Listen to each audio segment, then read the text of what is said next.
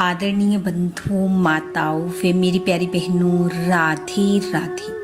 आप सभी का हमारे YouTube चैनल जीवन की धारा पर बहुत बहुत स्वागत है। बंधुओं, आज हम इस वीडियो में अमावस्या की पुण्यदायक तिथि पर पितृ पूर्वजों के निमित्त सुनी जाने वाली कथा सुनेंगे, जिसे सुनने सुनाने से पितरों की शुभ कृपा घर परिवार पर बनी रहती है। घर में नई नई खुशियां आती हैं, मंगल कार्य होते हैं।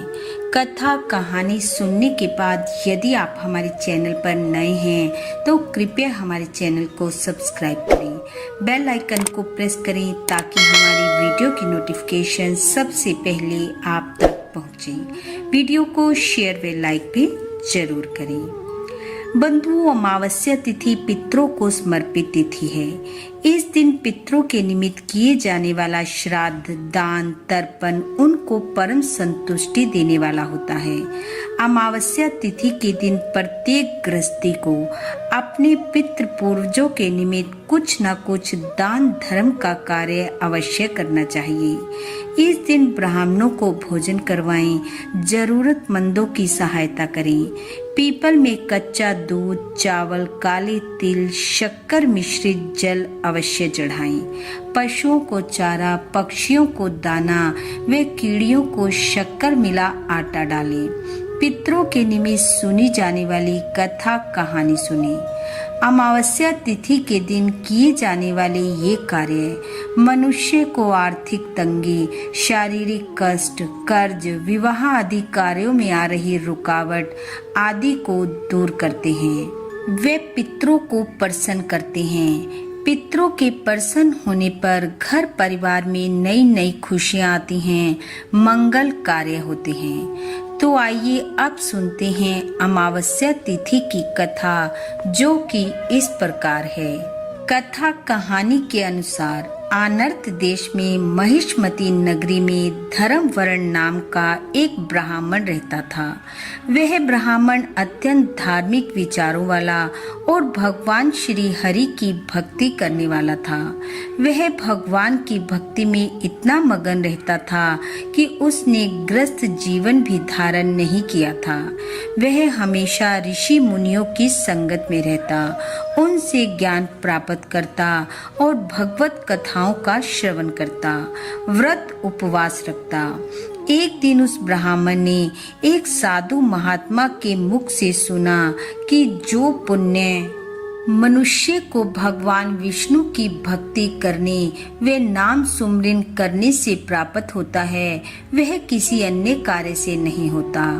जो सुख भगवान की भक्ति में है वो किसी अन्य में नहीं। महात्मा द्वारा सुनी ये बातें उस ब्राह्मण के मन में इस कदर घर कर गई कि वह दिन रात श्री हरि की भक्ति में लीन हो गया और संसार से विमुख होकर विरक्त हो गया और उसने संन्यास धारण कर लिया।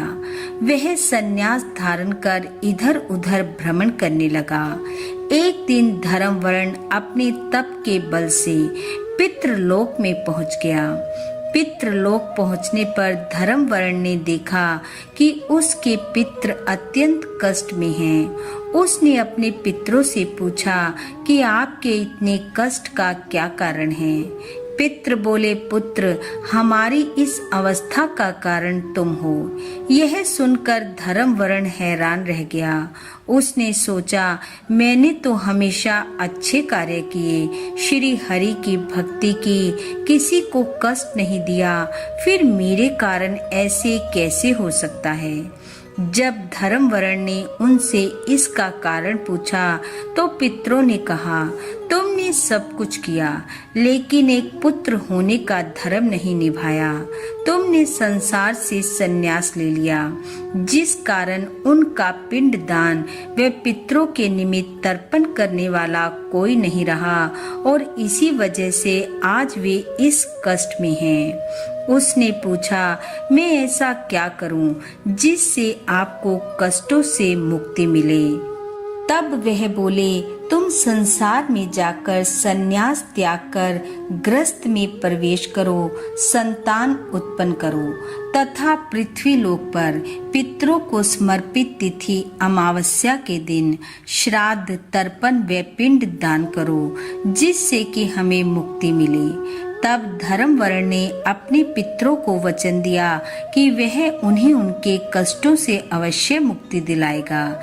तब धर्मवर्ण ने पृथ्वी लोक पर आकर संन्यास को त्यागा, गृहस्थ आश्रम को अपनाया, विवाह किया, संतान उत्पन्न की और अमावस्या तिथि के दिन अपने पितृ पूर्वजों के निमित्त श्राद्ध, पिंड दान व तर्पण आदि कर उन्हें उनके कष्टों से मुक्ति दिलाई।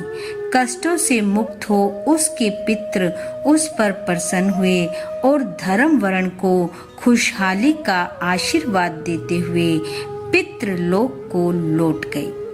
बोलो अपने अपने पितृ पूर्वजों की जय। बंधुओं, पितृ पूर्वजों की शुभ कृपा व उनका शुभ आशीर्वाद आप व आपके परिवार पर सदा बना रहे। आपका घर आंगन खुशियों से महकता रहे। इन्हीं शुभकामनाओं के साथ आप सबका बहुत बहुत धन्यवाद। राधे राधे।